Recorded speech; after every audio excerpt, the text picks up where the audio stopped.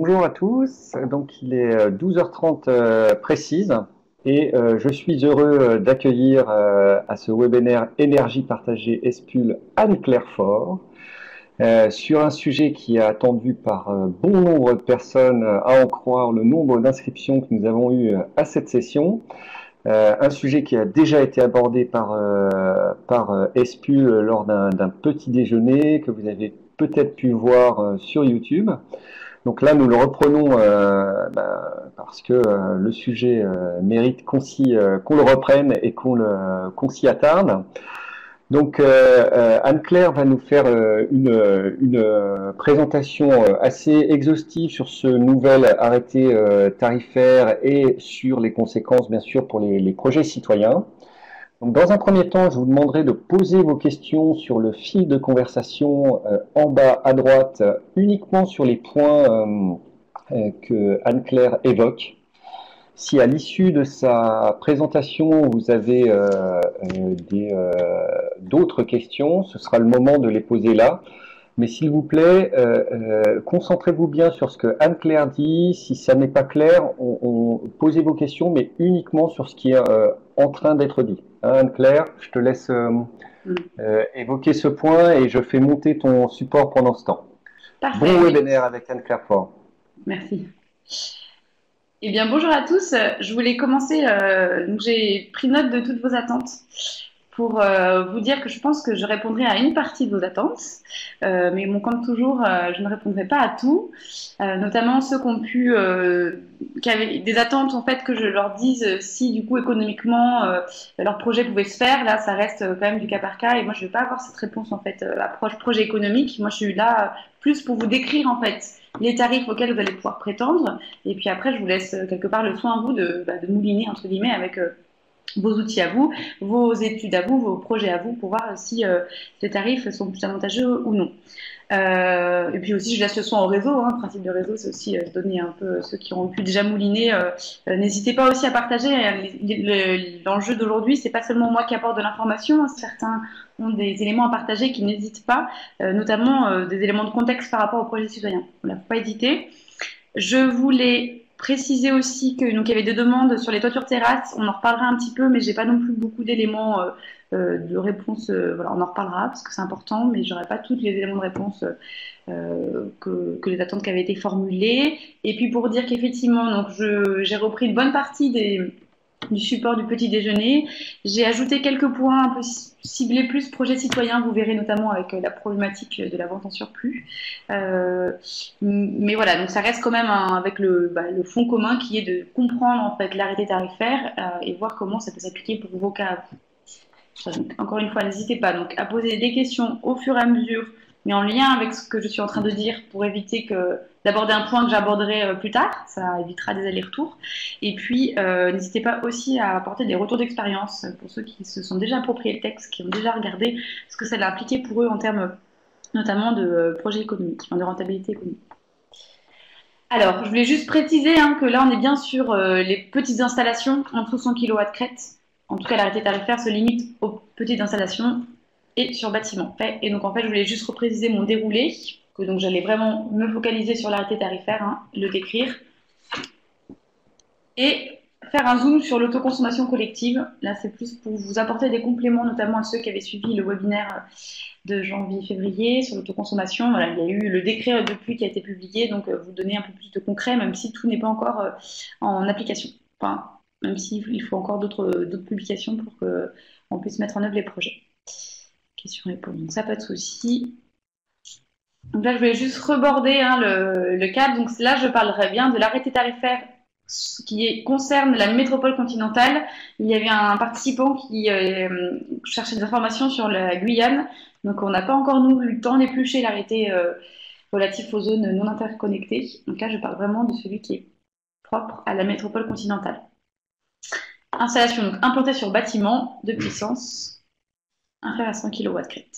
Alors, j'ai repris quelques questions que j'avais prises au petit déjeuner. Donc, ceux qui ont suivi le petit déjeuner, ils ont normalement mes réponses. Voilà, pour un petit peu ajouter de la participation. Alors, vous n'êtes pas obligé d'écrire. Vous pouvez, si vous avez envie d'y répondre et d'écrire votre réponse, vous pouvez, il n'y a pas de souci. Donc là, c'était plus pour voilà, un petit peu rire, entre guillemets, de la complexité des formules dans notre arrêté tarifaire. Et donc, la question qu'on vous posait, c'était quelle formule ne fait pas partie en fait, de l'arrêté tarifaire? Pardon, je ne voulais pas que ça bouge. Donc, je ne vais pas laisser trop de suspense. Je vois qu'il y a une première des personnes qui se lancent. Voilà, il ne faut peut-être pas non plus saturer les échanges et le fil de conversation. Alors, est-ce que le texte est très... Peut-être qu'il ne va peut-être pas bien les formules. Bon, j'arrive à la deuxième page pour quand même vous délivrer la réponse. Donc, c'est la réponse B. Donc, pour vous dire, en fait, la réponse A concerne un tarif d'achat, donc TA, qui est donc la catégorie en fait, des petites puissances. La réponse C, c'est quand vous voyez dans le TA, il y a un indicateur, le E, là, en fait, ils décrivent à un moment donné une règle très très compliquée. Je n'ai toujours pas compris, moi, pour le coup, d'ailleurs, son impact et la raison de cette formule, mais voilà. Et PA, c'est la prime d'investissement. Voilà. Et en fait, le B, complément de rémunération, ça pour information, c'est une formule qui apparaît dans l'appel d'offres national sur l'autoconsommation. Alors, avant de rentrer dans la complexité du texte et de l'application et des éléments à avoir, etc., je vous donne tout de suite la grille tarifaire. L'idéal, je vous conseille en fait de vous la garder sous le coude, donc soit faire la capture d'écran, soit d'aller sur photovoltaique.info et d'aller sur notre lien vers l'arrêté tarifaire. Parce que du coup, moi, en fait, tout du long, là, je vais faire quoi? Je vais vous évoquer, en fait, comment se repérer dans cette grille, comment avoir le bon type de l'installation, qu'est-ce qui est considéré comme la puissance, et vous parler un petit peu de la dégressivité trimestrielle. Donc, c'est vrai que ça peut être bien pour vous d'avoir la grille toujours avec vous, en fait.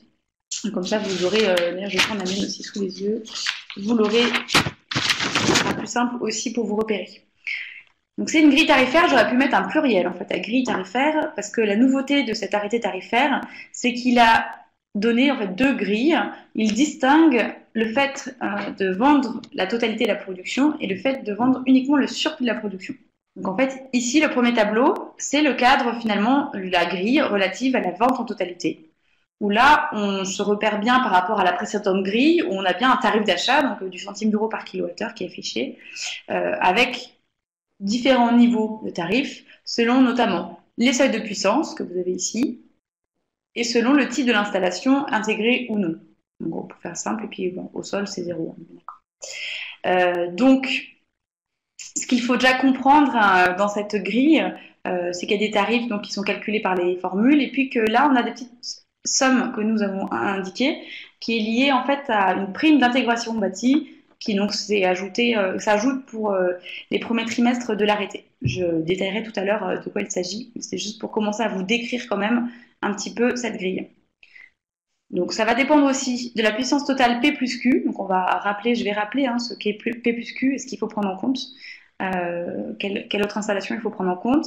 Et puis donc pour rappel, en fait ici on voit bien que du 11 mai au 30 juin 2017, c'est que les tarifs vont encore avoir une règle de dégressivité trimestrielle, donc des tarifs qui vont changer chaque trimestre. Voilà pour la vente de la totalité comme première présentation. Je vous déroule tous les points, en fait, les critères, en fait, pour comprendre quel tarif on peut prétendre. Et à la fin, je rediffuserai la grille tarifaire. Donc, s'il y a de nouvelles questions, n'hésitez pas à la poser. Et par ailleurs, nous avons les primes, les modalités de rémunération, en fait, de la vente en surplus, où là, on n'a plus le même tarif d'achat, en fait, que pour le vente de la totalité. On a un autre cadre qui s'est constitué en fait, de deux aspects. On pourra percevoir à la fois une prime d'investissement en euros par watt crête, et en plus, on va pouvoir vendre l'électricité sur du surplus. Mais vous voyez que un tarif qui est un petit peu différent parce qu'il est fixe, il ne va pas lui décroître trimestriellement. Et ces tarifs fixes est pour l'instant quand même bien plus bas que le tarif de la vente en totalité. Voilà, je ne m'attarde pas plus sur ce point-là, d'autant plus que cette vente en surplus, vous verrez qu'elle n'est a priori pas accessible lorsqu'il y a un tiers investisseur, ce qui concerne la plupart des projets citoyens. On en reparle juste après. Je vais juste, pour ceux qui ont envie quand même de comprendre un peu plus les formules, l'enjeu c'est pas de vous faire devenir des merveilleux mathématiciens, mais c'était plus pour que vous compreniez le mécanisme et comment peuvent évoluer en fait les tarifs et sur quoi ils sont basés.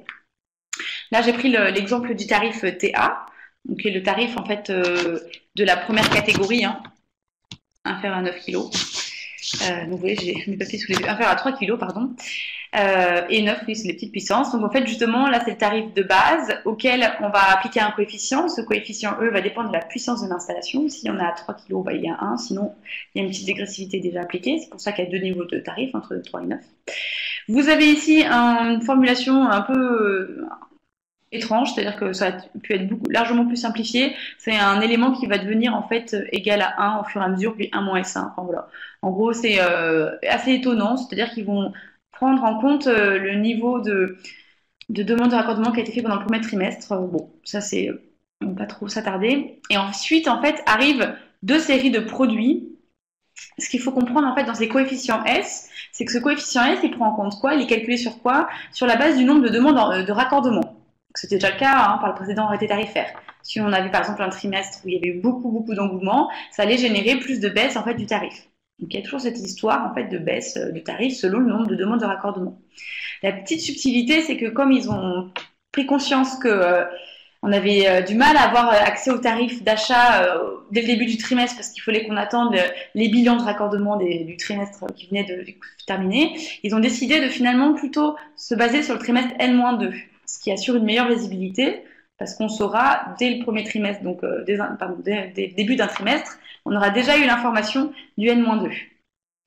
Mais la petite subtilité, c'est qu'ils ont quand même gardé un N-1 qui est une sorte de garde-fou, c'est-à-dire que si j'ai un trimestre qui s'emballe très fort, et ben ça viendra quand même impacter le trimestre qui suit. C'est pour vous exprimer ça. Et puis il y a en fait un nouvel élément qui était à la base dans d'autres arrêtés tarifaires, mais pas le dernier en date. Ce coefficient, c'est un petit peu l'équivalent de notre coefficient L. Quand on a un tarif d'achat, en fait, notre tarif va évoluer chaque année selon un coefficient d'indexation qui est L. Donc le cas est à peu près pareil, sauf que là, cette fois-ci, il a un peu des formules différentes, mais il se base sur les mêmes indices INSEE. Mais ça veut dire que ce coefficient pourra faire, entre guillemets, augmenter ou légèrement augmenter, enfin, pourra faire modifier le tarif, pas forcément qu'à la baisse. A priori, ça ne compensera pas les baisses issues des nombres de demandes de raccordement précédentes. Donc voilà, en gros, ce que nous, on a voulu vous exprimer, c'est pour vous montrer un petit peu l'idée, c'est que donc en N, en premier trimestre et actuellement, il n'y a aucun coefficient parce qu'on est premier trimestre, on n'a pas du coup d'impact des trimestres précédents. Et puis au fur et à mesure, on va commencer à s'ajouter, à se multiplier, les différents coefficients en fait des trimestres d'avant. Donc ce qu'il faut se rendre compte en fait, c'est que qu'est-ce qu'il va falloir calculer finalement chaque trimestre, parce que comme ils ont mis un garde-fou, finalement, ils vont pas pouvoir nous publier en début de trimestre de manière très jolie les grilles tarifaires. Ils vont nous laisser en gros avec nos coefficients et on pense que c'est ça qu'ils vont faire. Et à nous de calculer. Puis un jour, ils nous publieront des belles grilles, mais lorsque le trimestre a déjà bien avancé.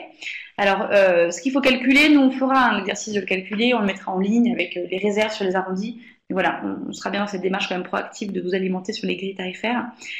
Chaque trimestre, qu'est-ce qui va changer? C'est qu'on va devoir donc du coup finalement prendre le trimestre précédent, multiplier par le nouveau coefficient, et puis faire une petite diviser par l'ancien cas, et puis multiplier par le nouveau cas. Voilà. Pareil, les cas seront publiés et connus au premier jour du trimestre, donc on pourra faire les calculs assez facilement. J'insiste pas plus, mais ça vaut toujours le coup de voir un petit peu comment sont construites ces formules, qu'est-ce qui se cache derrière et pourquoi en fait des fois on n'a pas accès aux tarifs, parce qu'en fait il faut juste le temps de les calculer et d'avoir accès aux bonnes données.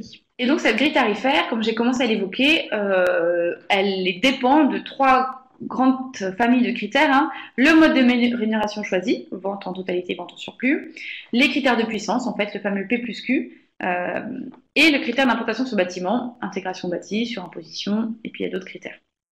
Donc c'est ça que je vais vous détailler maintenant. Là, c'est une question que je pose, que j'avais déjà commencé à évoquer aussi lors du webinaire autoconsommation, c'est finalement, est-ce que l'autoconsommation dite individuelle, est-ce que la vente en surplus, est-ce que c'est possible pour un projet avec un tiers investisseur? On est bien d'accord que dans ce schéma-là, en fait, on a le réseau public, on a le compteur, on a le consommateur, et puis là, on a le producteur. La question, c'est est-ce que le producteur et le consommateur peuvent être des entités juridiques distinctes?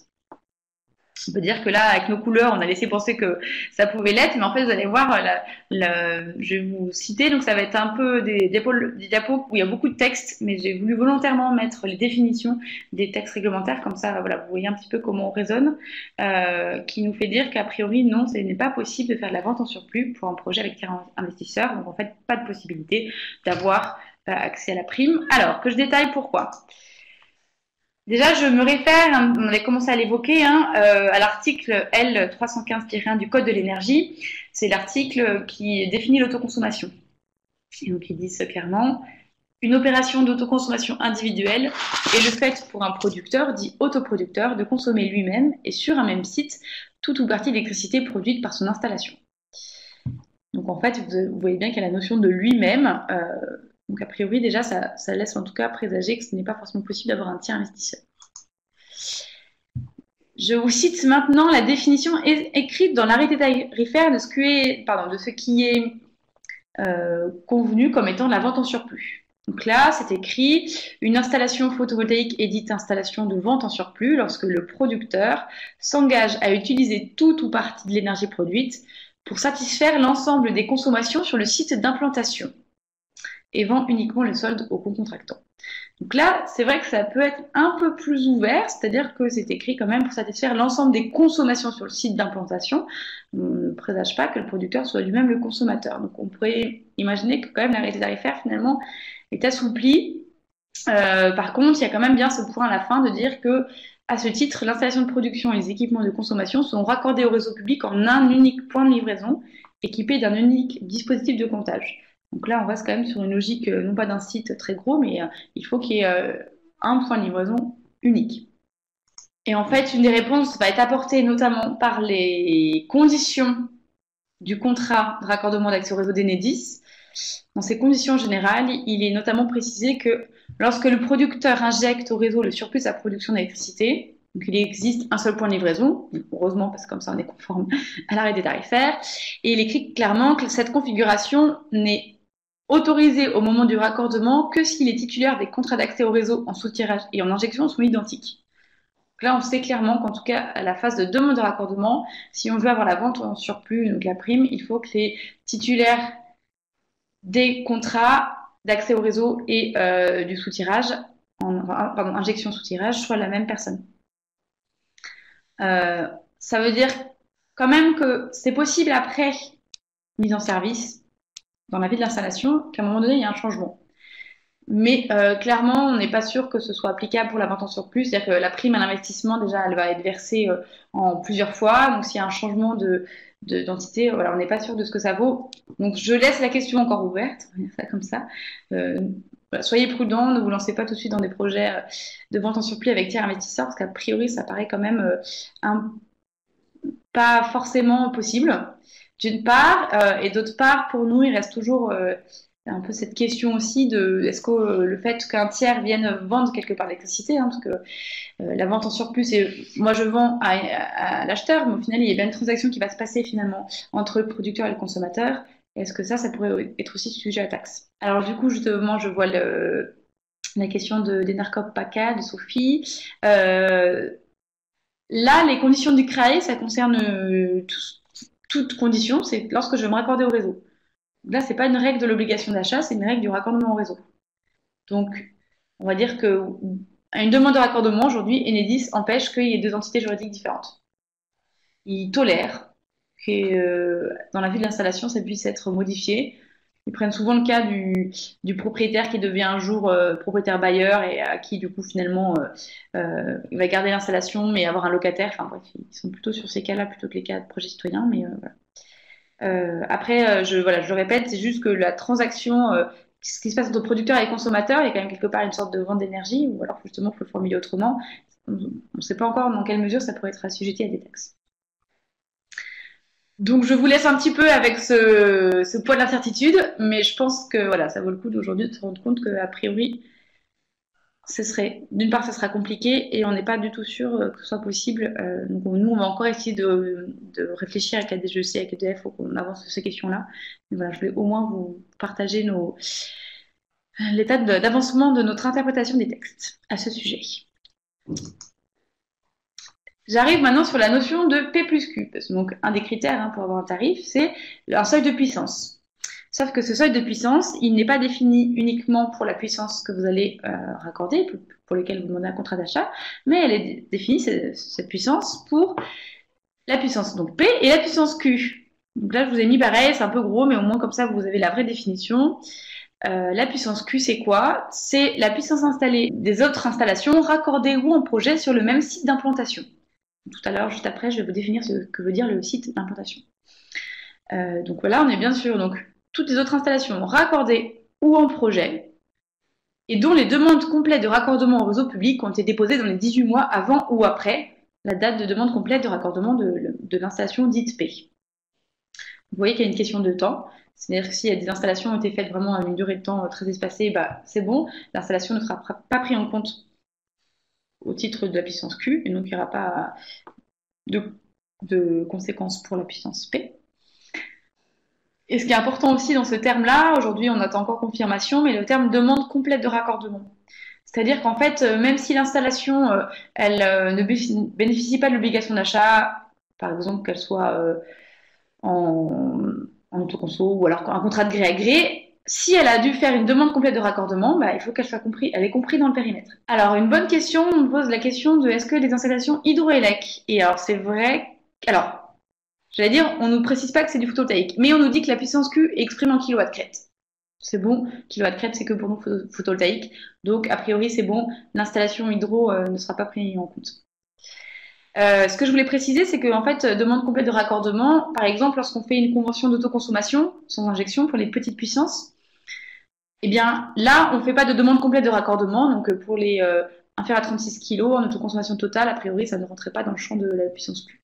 Par contre, lorsqu'on est au-dessus de 36 et qu'on fait une autoconsommation totale, on passe quand même par un formulaire de demande complète de raccordement. Donc, pour l'instant, c'est une interprétation stricte. Je livre, qui était l'interprétation des années précédentes de la DGEC. Peut-être que là, ça a changé, il faut qu'on reconfirme avec eux. Donc, j'en viens maintenant à cette notion de même site d'implantation. En fait, à partir de quand je peux considérer qu'une installation Q est sur le même site d'implantation que mon installation P? Alors là, pareil, je relance une question, peut-être juste pour vous dire, hein, la notion de même site d'implantation, il y a un critère déjà de distance, voilà, une distance de 100 mètres. Donc là, la première question que je vous pose, c'est quelle est la distance à prendre en compte en fait entre deux installations? A, est-ce que c'est la distance entre les modules, entre les panneaux? B, est-ce que c'est la distance entre les points de livraison, les compteurs? C, est-ce que c'est la distance entre les bâtiments? Et D, est-ce que c'est la distance entre les parcelles? Voilà, bah je vois de tout.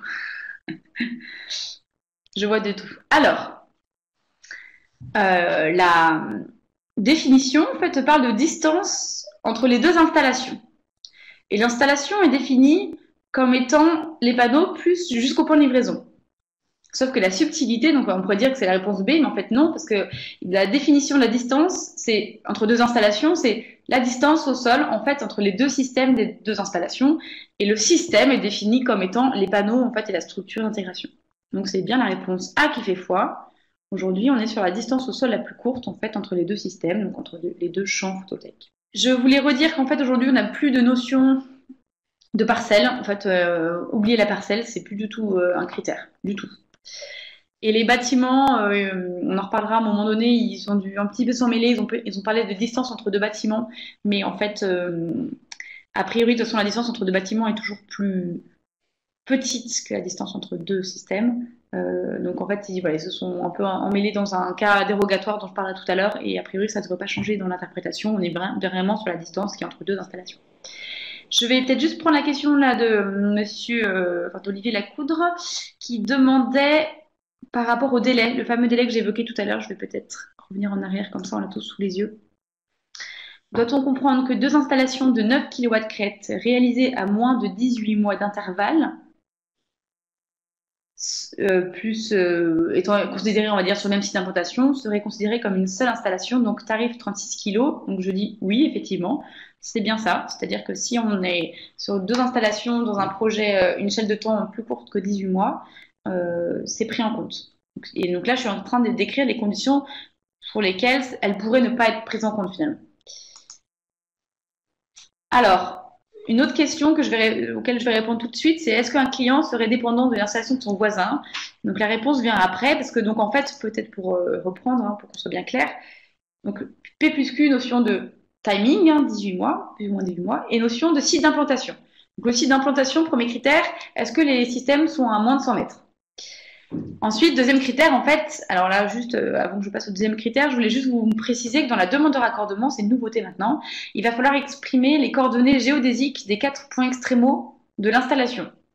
Donc, juste petite subtilité, hein, l'installation, normalement, c'est jusqu'au point de livraison. Donc là, ils se sont trompés, on va dire, dans l'arrêté tarifaire, c'est bien les points extrémaux du système, c'est bien du champ photovoltaïque. Donc ça, c'est important. Ça veut dire aussi surtout que votre implantation sur le bâtiment, il ne faut plus vraiment qu'elle change après. Enfin, ça vous oblige à avoir bien avancé de toute façon dans le dossier. Donc après cette notion de distance, il y a une notion effectivement de propriétaire du bâtiment. Si les propriétaires des bâtiments sont différents, c'est bon, la puissance Q est nulle. Donc dans le cas, est-ce qu'un client serait dépendant de l'installation du voisin? Non, si les propriétaires des bâtiments sont différents. Bon, du coup, je vous réponds plus ou moins à ma question. Donc je vais la reposer quand même. Là, on vous proposait en fait un exemple avec des maisons à moins de 100 mètres. Donc il y a une maison 1, une maison 2, une maison 3. Et on faisait l'hypothèse qu'il y avait une installation P en 1 et qu'il existait déjà une installation Q en 3. Et la question qu'on posait, c'est dans quelle configuration la puissance Q est nulle? A, les producteurs sont différents. B, les propriétaires des bâtiments sont différents. C, les bâtiments sont à usage d'habitation. D, les propriétaires des parcelles sont différents. Alors, je vais juste en profiter pour répondre à la question des 9 kilos, enfin toujours la question des 18 mois. Alors s'il y a plus de 18 mois entre deux installations de 9 kilos et que c'est le même propriétaire, bah, pas de puissance Q en fait, parce que c'est le critère de 18 mois est dépassé. On est bien d'accord que c'est 18 mois, c'est entre les deux dates de demande complète de raccordement. Donc il n'y a plus besoin de le prendre en compte. Même si le propriétaire est le même, pas de souci. Et là, la question qui était du coup très précise, c'est est-ce que deux installations de 9 kg sur le même toit, même point de livraison, est-ce qu'on peut avoir deux tarifs de 9 kg?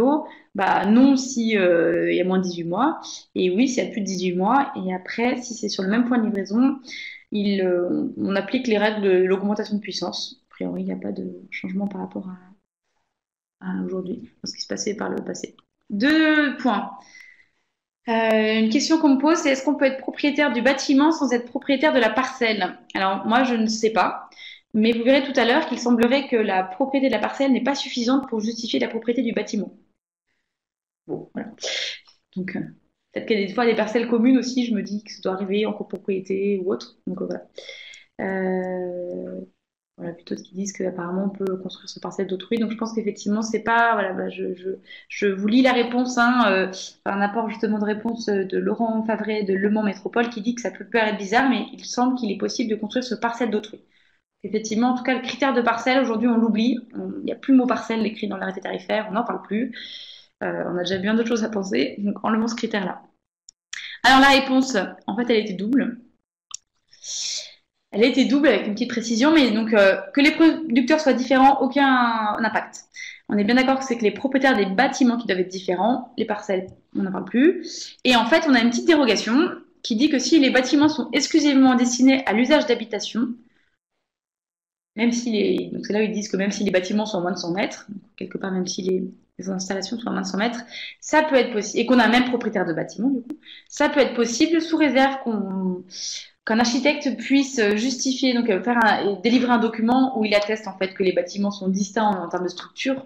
Je le formule comme ça, mais suivez bien les termes écrits dans l'arrêté tarifaire. Et ça impactera le tarif, c'est-à-dire que vous aurez 10% du tarif. Enfin, pardon, vous aurez une réduction de 10%, donc 90% du tarif.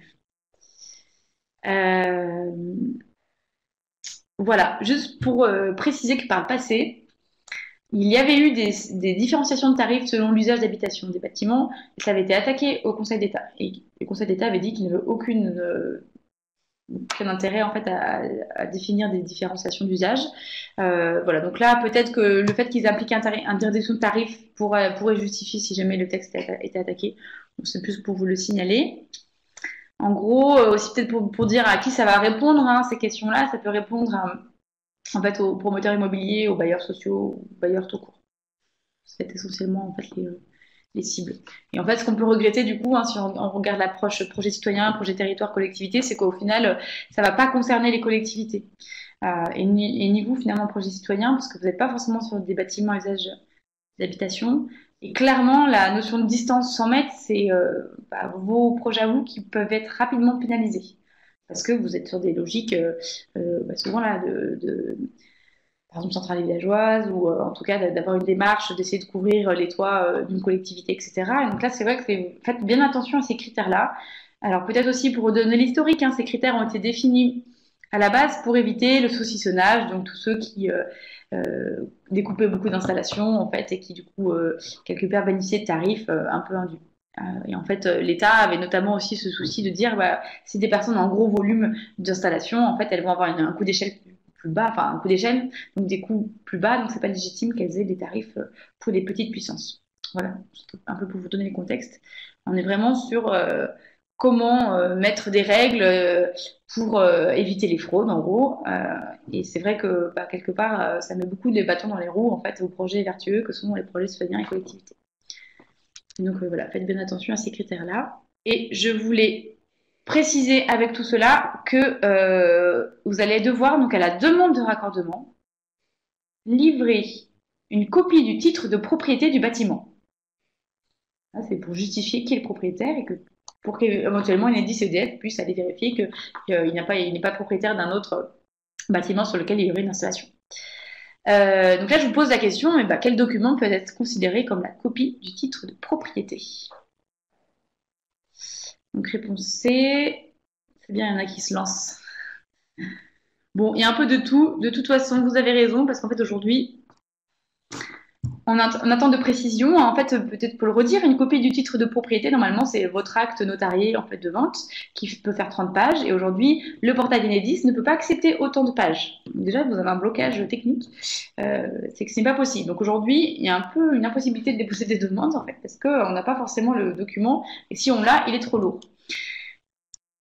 L'échange que j'ai eu avec Enedis, c'est clairement, il me dit que la réponse A, on n'est pas foi, encore pour la même raison que tout à l'heure, c'est que propriétaire de la parcelle ne veut pas dire propriétaire du bâtiment. Donc on oublie la parcelle.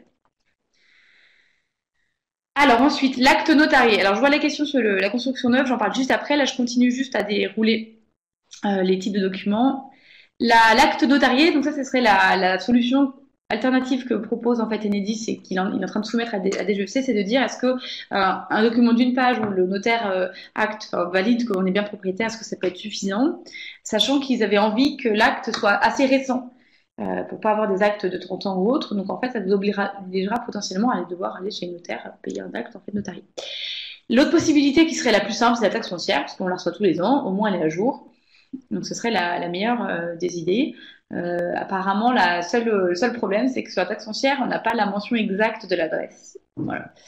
Donc, ça se peut que l'adresse que vous allez avoir sur la taxe foncière n'est pas l'adresse que vous aurez mis dans votre demande. Enfin, du coup, ça peut créer cette complication-là. Peut-être aussi, ça veut dire, regardez bien l'adresse de votre taxe foncière pour mettre la bonne adresse dans la demande de raccordement. Bon, pour l'instant, c'est pas encore acté, mais nous, on va essayer de se porter vers la taxe foncière.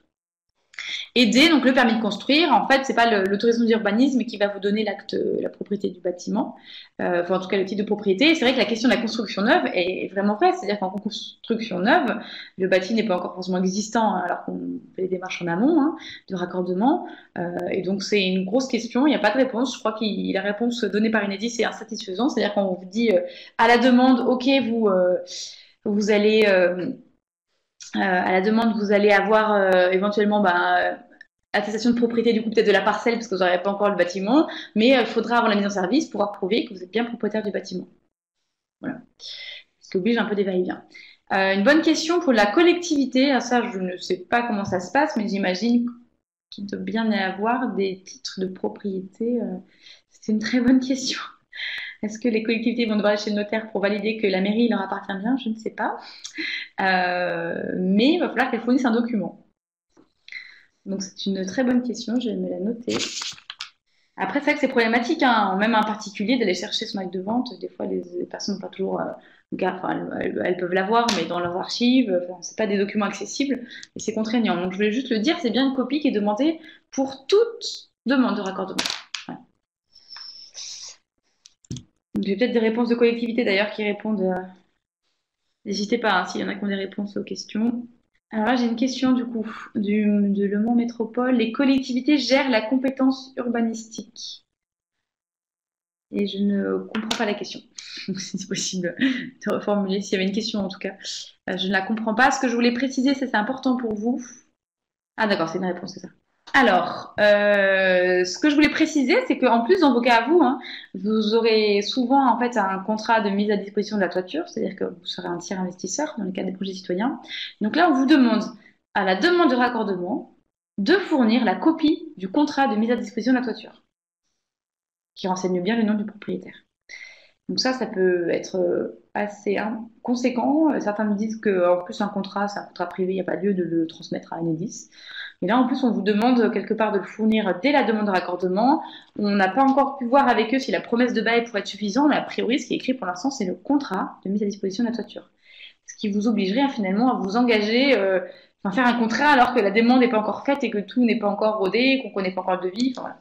Donc c'est vrai que c'est un petit peu précipité, on va dire, on continue à avoir finalement une chronologie un peu inversée au niveau de la demande de raccordement. Voilà, donc ça c'est pareil, on va essayer de voir si la promesse de bail pourrait être suffisante, mais a priori non. Donc là j'en ai fait le tour avec la puissance P plus Q. Voilà, donc veillez bien la distance, veillez bien la propriété du bâtiment. Voilà, n'hésitez pas à nous revoir s'il y a besoin de reconfirmer certains tarifs ou certaines règles, mais voilà. J'en viens maintenant aux critères généraux d'implantation. Donc là je vous pose la question. Nous avons de belles illustrations d'installations assez variées. Une installation en toiture terrasse avec des panneaux qui ne sont pas parallèles à la toiture. Une installation en toiture inclinée avec des panneaux parallèles à la toiture, hein, donc c'est B. C'est des garde-corps et D. Alors en fait, c'est une sorte d'ombrière en gare ouvert. Enfin, voilà.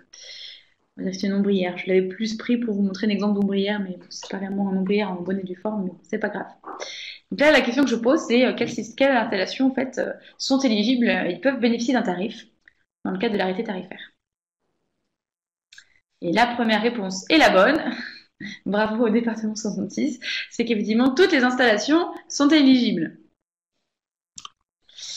Toutes les installations. Donc en fait, les critères généraux d'implantation, ça c'est toujours important de les lire. En fait, dans les critères généraux, on a des critères techniques et non techniques, toujours. Hein. Donc notamment, il faut s'assurer que le bâtiment, il protège des personnes, des biens, etc. Tous ces critères-là. Mais la grande nouveauté de l'arrêté tarifaire, c'est qu'effectivement, les installations inclinées finalement sur toiture terrasse, donc nous, non parallèles à la toiture, sont désormais possibles. Ce qu'on appelle le surimposé, hein, ce qu'on appelle le surimposé. Donc ça, c'est vraiment la bonne nouvelle. Et bon, ça a été demandé depuis longtemps et on est content que ça puisse sortir. Ça va être quand même une possibilité, enfin une nouvelle possibilité, un nouveau gisement. Et je pense que surtout, on a beaucoup de sites, hein, des écoles ou autres, hein, comme des toitures terrasses. Donc je pense que là, ça vaut le coup d'aller se mettre sur ce segment-là. A priori, ce segment aura des coûts d'installation plus faibles, hein, d'où aussi un peu une baisse des grilles tarifaires par rapport à ce critère-là. La grosse question que vous avez pu poser en amont, puis on a déjà eu des échanges avec certains d'entre vous, c'est effectivement, quelles vont être les implications justement de ces installations en toiture terrasse? Est-ce que vraiment on va diminuer les coûts? Donc, ça va dépendre des offres des installateurs que vous aurez. Est-ce que ça va nous affranchir d'avoir des assurances? C'est une grosse question. Est-ce que la décennale va être nécessaire ou non, hein, la décennale qui est donc attachée à l'installateur. On pourrait dire qu'a priori non, mais que vu le contexte assurance actuellement dans le photovoltaïque, il se peut quand même qu'on nous impose d'avoir la décennale, qu'on nous impose également d'avoir des avis techniques. Donc ça, c'est vrai que pour l'instant, rien n'est tranché, mais il y aura sans doute des procédés qui sont quand même validés sous avis technique, sachant qu'aujourd'hui, il existe déjà des procédés, en fait, notamment ceux qui sont de plan, hein, qui sont déjà sous avis technique. Il y avait juste la question, en fait, peut-être juste pour le dire tout de suite, est-ce que là, mes critères généraux sont applicables à l'intégré? Non, on est bien sur ce qui n'est pas intégré, on est sur ce qui est général. Et en fait, pour du 9 kg, en fait, toute installation, pardon, tout tarif est possible pour les critères généraux d'implantation, sauf lorsqu'il y a la prime intégration bâtie. Donc oui, pour du 3, pour du 9, on peut être sur du 5 imposé. Par contre, si on veut le tarif plus intéressant, avec la prime d'intégration bâtie, il faut respecter les critères de la prime. J'espère que je suis assez claire. Je vais peut-être essayer de reformuler, j'ai pas pris du bon côté, je crois, que pour dire qu'en fait, ces critères généraux d'implantation, ce sont des critères valables pour tous les tarifs. Et donc, même les petites puissances peuvent être en surimposées. Et si vous voulez effectivement avoir une prime d'intégration bâtie, dans ce cas-là, il faut respecter les critères d'intégration bâtie. Il y avait la question de l'obligation d'avis technique obligatoire pour installation sur bâtiment public. En fait, l'avis technique, il est obligatoire surtout pour les assurances. En gros, pour que la décennale puisse fonctionner, souvent l'assureur va demander à ce que le procédé soit sous avis technique. Pour moi, le bâtiment public ce n'est pas le point qui l'oblige, on va dire. Après, euh, pardon, excusez-moi, parce que du coup, je vois les questions en même temps. On est d'accord, oui, alors il y en a qui précisent AFI technique ou ETN, ATEC ou ETN. Alors, je ne vais pas vous rentrer dans les détails des différentes évaluations techniques, sachant qu'en plus, il y a une petite subtilité dans l'arrêté tarifaire, pardon, l'arrêté tarifaire qui excluait, je ne vais pas rentrer dans les détails. Les avis techniques, ça va dépendre en fait de l'assurance, ce qu'elle demande, ce qu'elle exige. Donc, c'est vraiment lié surtout en général à la décennale. Et pour continuer de répondre à la question à quel type d'installation et tarif s'applique, donc la réponse pour la B, hein, on est bien sur un tarif à 15,89, effectivement, pour du 9 kg. Donc voilà, Martin, très bien. Et juste pour vous préciser que donc il y a une liste en fait de ce qui est possible et ce qui est éligible.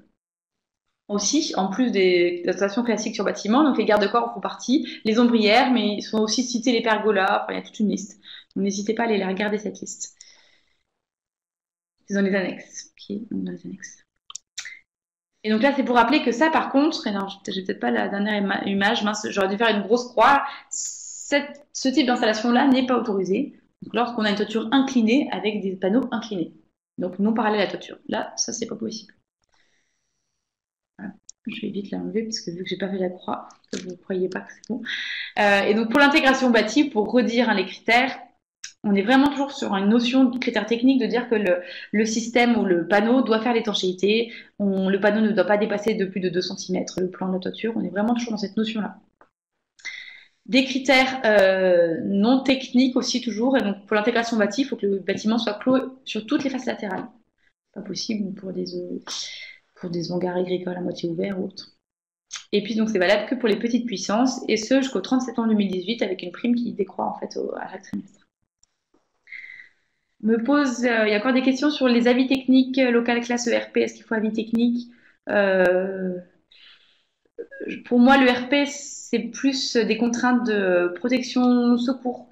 Ce sera plus bien se rapprocher du SDIS pour bien vérifier les interventions secours. Avis technique, c'est vraiment pour moi plus une question d'assurance.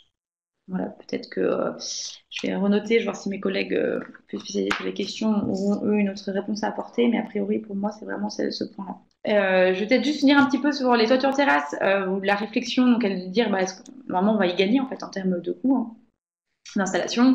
Même pareil pour le surimposer, a priori ça ferait quand même moins de temps de main-d'œuvre hein, sollicité pour l'installateur.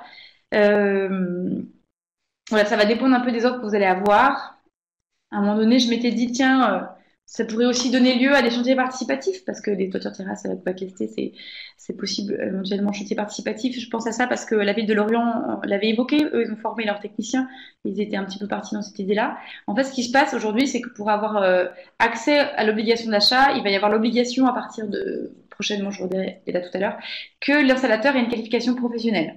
Voilà, je vous le cite, au sens où je ne suis pas sûre qu'un chantier participatif puisse être compatible avec une certification professionnelle. En tout cas, il faut au moins qu'il y ait un installateur présent et qui lui atteste en fait de la conformité de la mise en œuvre. Voilà. Donc là, peut-être que je pense que d'accord. Donc là, je reviendrai sur les avis techniques, mais voilà, il y a quelque chose à creuser sur la toiture terrasse, et encore effectivement à creuser le cadre réglementaire, surtout la mise en œuvre, et puis vraiment voir le gain que ça va apporter. Donc là, il y a donc d'accord, confirmation que oui, sur ERP, il faut des avis techniques. Je pense que ça permet de consolider effectivement le, euh, le dossier. Et là, la question de dire que les pompiers n'aiment pas le PV. Alors voilà, je lis plusieurs choses à la fois. Je vois bien qu'effectivement, l'obligation finalement d'avis technique, c'est bien issue des assurances, a priori. Et les pompiers qui n'aiment pas le PV, aujourd'hui quand même, les pompiers sont formés de plus en plus aux questions du photovoltaïque. Et donc c'est bien de les contacter en amont parce que ils ont juste besoin de s'assurer que vous respectez en fait les règles en cas de coupure d'installation, que c'est accessible, qu'il y a des arrêts d'urgence comme Un petit point sur le temps, Anne-Claire. Il nous reste Oui. 3/4 d'heure, donc on est à la moitié de ce webinaire. Donc voilà, juste pour que... Ok, super. Alors, d'autres personnes me citent qu'il y a bien des contraintes particulières pour l'implantation sur bâtiment public, sans doute, mais là, du coup, je n'aurai pas l'exhaustivité de ces contraintes. Et peut-être juste pour répondre à la question de la qualification technique. dont doit bénéficier l'installateur. Je reviendrai tout à l'heure, mais en fait, il faut respecter l'annexe 5 de l'arrêté tarifaire. Cette annexe 5 définit, en fait, est un petit peu basée sur ce qui a pu être écrit en fait pour les RGE. Et aujourd'hui, les qualifications professionnelles, hein, notamment Quali-ENR, Qualifelec, etc., sont en train de mettre à jour leur référentiel pour être en adéquation. Alors j'avance un petit peu, donc là finalement la grille tarifaire, voilà, j'ai expliqué en fait comment la comprendre. Ce que je n'ai peut-être pas dit, que je vais vous dire à l'oral, hein, c'est qu'aujourd'hui, comme je vous l'ai un peu évoqué, hein, c'est que la vente en surplus, elle a un tarif. Est-ce que je la raffiche voilà, je la raffiche quand même. La vente en surplus a un tarif très bas, donc vous, ça vous concerne a priori pas de toute façon, mais je vous le dis quand même, très bas, qui fait qu'en fait, pour les petites puissances, aucun intérêt de faire de la vente en surplus, il vaut mieux faire de la vente en totalité, on est beaucoup plus gagnant. Le fait qu'il y ait eu des distinctions de seuil entre 3 et 9 fait qu'effectivement le tarif à 9 a un peu baissé par rapport à avant. Donc c'est vrai que ce n'est pas sûr que le modèle économique qu'on pouvait avoir avant de beaucoup de grappes de 9 kilos puisse être pérenne aujourd'hui. Et puis je vais préciser que voilà, pour les 3600, là pour le coup, on peut se justifier en vente en surplus. Je pense notamment éventuellement aux collectivités qui voudraient passer non pas entier investisseur mais par elles-mêmes. Ça peut être intéressant si on a un bon taux d'autoconsommation, en gros si on vend le moins possible, parce que la vente est vraiment très basse. Je vais juste revenir un tout petit peu en arrière, c'était juste pour vous préciser que l'arrêté tarifaire a été assez précis justement sur les modifications possibles à chaque phase de la démarche, donc avant mise en service, après mise en service. Je vous invite à lire les conditions. Le texte est un peu confus, il y a beaucoup de références, donc on va essayer de les pré-mâcher, de faire une sorte de logigramme ou autre, mais on n'a pas encore eu le temps. Ce que je voulais juste vous dire, c'est que l'arrêté tarifaire peut autoriser des modifications, mais par ailleurs, n'oubliez pas les procédures de raccordement au réseau, qui elles vont avoir d'autres règles du jeu parfois, et qui vont rendre des modifications impossibles, et ou qui vont générer une annulation à la date de demande de raccordement et réinitialiser la date. Donc faites attention à ça. Et aussi un mot important, c'est que toute résiliation anticipée du contrat d'achat qui n'est pas justifiée par un démantèlement d'installation peut donner lieu, a pour conséquence en fait de rembourser la totalité des sommes perçues depuis le début du contrat. Donc il s'agit notamment, si on fait de la vente en surplus, imaginez vous faites de la vente en surplus, vous avez commencé à prendre une même entité juridique et puis finalement en cours de route vous dites bon allez on va changer, on va avoir un tiers investisseur finalement ou un tiers et qu'en fait ça passe pas pour X raison juridiquement, bah là cette modification pourrait générer une résiliation et du coup vous devriez tout rembourser. Enfin, autrement dit, voilà, renseignez-vous bien en amont des projets avant de vous lancer. Toute modification ne sera pas forcément acceptée. Et notamment, on ne peut pas changer en fait de vente en surplus en vente en totalité. Alors effectivement, avant de passer à la suite, là, il y a des questions, donc toujours les échanges ERP, je vous laisse finir entre vous. Et il y avait la question de l'intégration bâtie, on annonce la fin, on dit que c'est bien, effectivement, la taille tarifaire ne l'impose plus, mais effectivement, de nombreux PLU, donc de nombreuses collectivités, elles l'avaient imposé. Donc du coup, ce n'est plus compatible, c'est-à-dire qu'on se sent un petit peu obligé de faire, on est obligé, de par l'urbanisme, de faire de l'intégration bâtie, alors que on n'est plus finalement compensé financièrement par un tarif plus avantageux des coûts que ça ajoute. Alors, on n'a pas encore prévu effectivement une communication auprès des collectivités, mais c'est vrai que c'est une bonne idée qu'on soit un peu proactif là-dessus. Donc voilà. Et donc effectivement, première étape, quand on fait un projet, de toute façon, c'est regarder le PLU. Il y a d'autres indications qui peuvent ne pas être imposées par l'arrêté tarifaire, mais par le PLU. Et la question de pourquoi j'avais mis peut donner lieu, toute résiliation anticipée peut donner lieu, parce que si la résiliation donne lieu, par exemple, au démantèlement de l'installation, on prouve qu'on l'utilise plus du tout, là c'est bon, il n'y aura pas de remboursement. Mais si jamais c'est parce que vous avez décidé de changer de mode de raccordement ou autre, bah là ça donnera lieu. Alors, certaines personnes me disent qu'au niveau esthétique, l'intégration simplifiée est équivalente et au même prix que le superposé, je pense, le surimposé. Alors, aujourd'hui, on parle plus d'intégration simplifiée, juste pour dire, le simplifié, c'est qu'on pouvait, du coup, logique de bac, en fait, acier notamment, clairement, un bac acier, c'est du surimposé, en fait. Il y a des rails, des choses par-dessus. Il y a une petite subtilité de l'arrêté précédent où, si on mettait le bac en même temps que le panneau, on pouvait considérer que c'était fait en même temps, donc intégré, alors qu'en fait, c'était du surimposé visuellement. Donc, je suis d'accord qu'il y a des cas, en fait, où le surimposé reste identique à ce qu'on appelait avant l'intégration simplifiée. Voilà, de tous les cas, en fait, tous les procédés d'intégration sont toujours existants. Je vais avancer un petit peu après. J'ai beaucoup de slides, mais en fait, il y a beaucoup de slides, vous verrez à la fin, où c'est pour expliquer l'autoconsommation collective et ça ira vite. Donc, je suis bien dans les temps a priori. Donc, je vois qu'il y a toujours des échanges sur les ERP, les CAP d'essai, etc. Ce que je peux juste vous dire, c'est qu'on a sur notre site internet photogec.info, on a un point justement sur les avis que peuvent avoir la commission de sécurité incendie, quels sont les l'avis CSS, si je ne me trompe pas, et qui précise justement est-ce que les câbles, où est-ce qu'ils doivent pourrir, etc. Donc là, il y a une question, une remarque, je ne sais pas, l'intégration simplifiée n'est pas au même prix que le surimposé. Donc il y a un échange qui dit quasiment. C'est sûr qu'au niveau. Enfin, ça dépend, mais si on est sur bac, finalement, ça revient au même. C'est-à-dire qu'on va juste ajouter les rails et puis les panneaux. Il faut retirer une partie de la toiture. Bah, ça, pas forcément. En fait, dans ce cas-là, on est dans l'intégration au bâti. Quand on retire une partie de la toiture, en fait, l'intégrer simplifié, c'était une sorte déjà de dérogation. Je pense qu'aujourd'hui, il faut peut-être qu'on arrête de parler d'intégration simplifiée. C'est plus un terme utilisé. En fait, aujourd'hui, vous avez l'intégré au bâti qui peut bientôt terminer. Et sinon, c'est les conditions générales d'implantation, où là, on peut faire du surimposé, mais on peut aussi faire de l'intégrer si on a envie. Mais on est moins contraint, en fait, à ce niveau-là. Je ne vais plus trop insister sur l'intégration.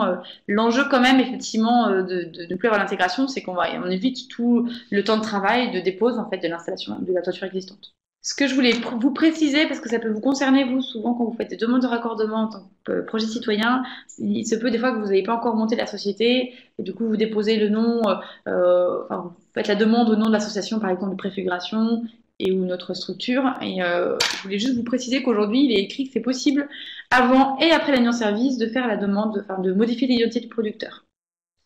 Je voulais vous préciser que on vous demande, à la demande, de citer donc le nom du producteur, l'adresse, qualité du producteur. Et si il s'agit d'une personne morale, on vous demande donc sa dénomination ou sa raison sociale, le numéro SIRET, qui avant était demandé par Enedis, maintenant c'est rendu obligatoire aussi pour l'obligation d'achat, et l'adresse de son siège social.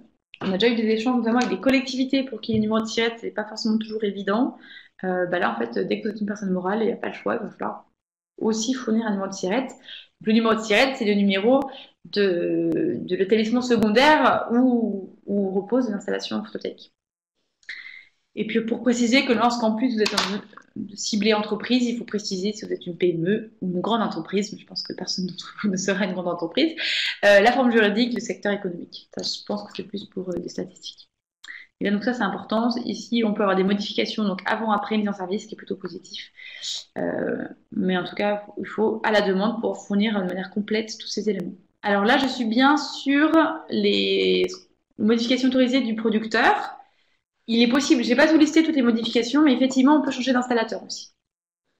Je prends l'article sous les yeux, mais la modification de l'installateur est possible, de l'identité de l'installateur est possible, tout à fait. Avant la mise en service. Bon, après, forcément, ça ne marche plus parce qu'il a fait l'installation. Donc, il n'y a pas de souci, on peut changer.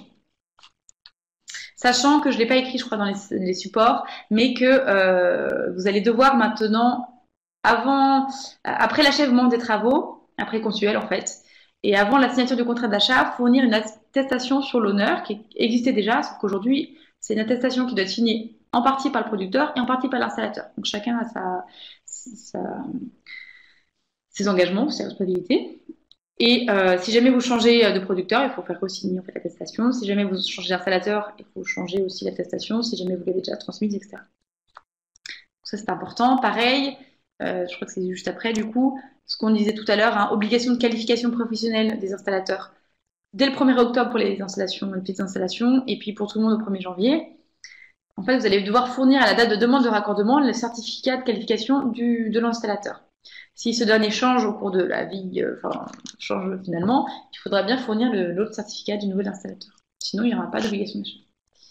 Tout court. Les nouveautés aussi, ce qui va arriver aussi, c'est qu'au 1er janvier 2018, d'une manière générale, on ne vous demande plus maintenant l'attestation comptable ou financière qu'on demandait avant, le fameux papier qui était un peu compliqué pour dire que vous aviez assez de fonds propres et ou un emprunt qui était un offre de prêt. Là, maintenant, on va vous demander de payer une caution qui dépend en fait de vos niveaux d'installation. C'est pour les installations au-dessus de 9. On vous demande 360 ou 1000 euros. Et c'est une caution qui sera versée donc, dès la demande de raccordement, qui sera versée à l'acheteur, mais comme la demande vous la faites au gestionnaire de réseau, en fait, vous ferez un versement via le gestionnaire, enfin, ils devront mettre en place en fait, un paiement dématérialisé pour que ça aille bien vers l'acheteur. Et en fait, l'acheteur ne vous remboursera de cette caution qu'à la première facture. Donc qu'au moment en fait où vous allez facturer pour la première fois une facture photovoltaïque.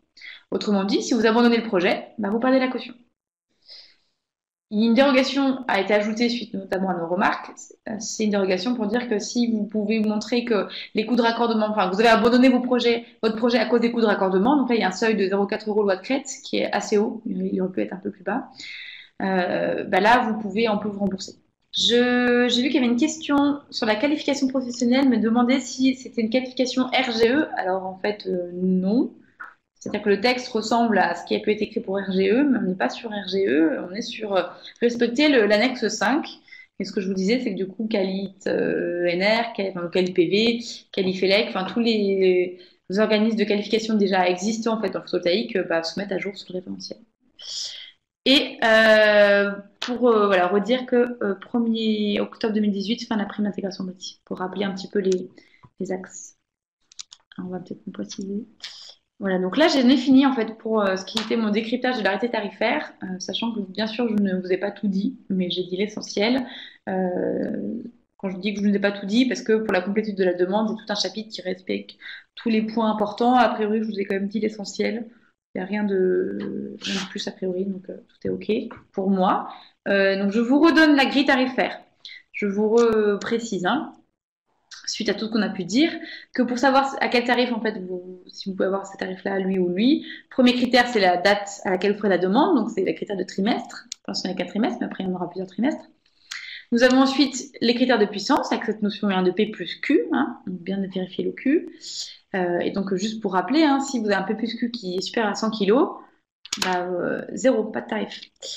Et le type de l'installation, donc là, ça peut peut-être répondre à ce qu'on disait tout à l'heure. Moi, je vous ai représenté les critères généraux d'implantation qui sont valables pour tous les tarifs.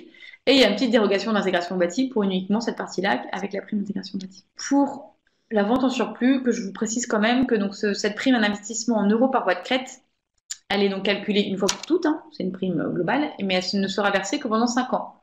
Enfin, elle sera versée pendant 5 ans. Donc une somme calculée en une fois, et qui sera versée pendant 5 ans. Et on ne sait pas encore sous quelle modalité, quelle fréquence. Voilà. Ça, c'est encore des éléments à définir. Alors, il y a une question sur la puissance Q. Quelle est la traduction chiffrée du Q en fonction des différents critères de distance? Si vous avez une installation qui est à plus de 100 mètres, la puissance Q est nulle. Si vous avez une installation qui est à moins de 100 mètres et que le propriétaire des bâtiments sur lesquels sont les installations sont différents, la puissance Q est nulle. Si vous avez une puissance Q sur donc à moins de 100 mètres, même propriétaire de bâtiment, mais que les bâtiments sont exclusivement destinés à usage d'habitation, puissance Q est nulle, mais le tarif est réduit de 10%. Et si vous respectez pas les critères, donc moins de 100 mètres, même propriétaire de bâtiment, bâtiment destiné à plusieurs usages, et bien là, la puissance Q, elle a la valeur de l'installation. Tout à l'heure, on parlait des 9 kg, là. Et j'ai oublié de recommencer par la base, c'est est-ce que cette puissance Q a été, est-ce que c'est issu d'une installation dont la demande de raccordement a été faite à plus ou moins 18 mois? C'est bien sûr ça la première question. Oui, et donc je ne suis pas sûre d'avoir répondu du coup à monsieur ou madame Boubet. Si c'était bien ça la question. Mais on est bien à sommet des puissances en fait d'installation. Donc là, n'hésitez pas à poser toutes les questions sur l'arrêté tarifaire, ça me permettra après de pouvoir du coup me consacrer à l'autoconsommation collective. Très bonne question de Yves Gambier de l'EIE parce que ça va permettre d'aborder des points que je ne pensais pas soulever, mais c'est pas plus mal. Une installation en autoconsommation de plus de 18 mois avec don du surplus. On installe une autre installation toujours en autoconsommation avec tarif d'achat. Comment différencier les deux productions pour la facturation? Je n'ai pas intégré ça. Ok. Alors là, si je comprends bien, nous avons sur une toiture 2 installations. On a dépassé les 18 mois, donc là, la puissance Q est nulle. Alors peut-être petite subtilité.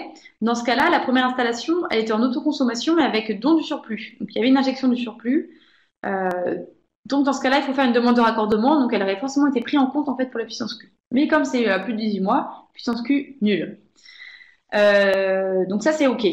On installe donc une autre installation. Donc notre installation bénéficie d'un tarif. Donc là, ce sera une installation en vente du surplus. Et donc la question c'est de dire, on a installé 2 installations en vente du surplus quelque part. Effectivement, ça pose problème parce qu'on a un seul compteur. Je ne pense pas que ce soit possible pour le raccordement au réseau parce qu'il ne pourra pas distinguer la part qui viendra de l'une ou de l'autre. Par le passé, on pouvait mutualiser un compteur en vente de la totalité. Et dans ce cas-là, on faisait des prorata parce que c'était facile, parce qu'on proratisait la production. Mais comme la vente en surplus, ça dépend de la consommation, on ne peut pas le proratiser. Donc, a priori, pour moi, ce ne sera pas bon du point de vue du raccordement réseau. Je me le note aussi, mais pour vérifier avec Enedis. Mais bon, après, c'est un peu se compliquer la vie aussi. Hein. Je pense que dans ce cas-là, il vaut mieux dire que l'autre, il a une autoconsommation totale et puis c'est bon. Ou alors de faire une autre en vente de la totalité, quoi. Là, du coup, ça fait un compteur bien distinct. Alors donc, oui, donc Monsieur ou Madame Boubet, si on ne respecte pas les critères de distance ou autres critères, on double la puissance prévue. Alors, pas forcément, ça dépend de la puissance Q. Si vous avez une installation de 9 kg et une autre à côté de 36, bah, ça fera 36 plus 9. En tout cas, il faut bien sommer des puissances. Et là, la question qui est complémentaire, donc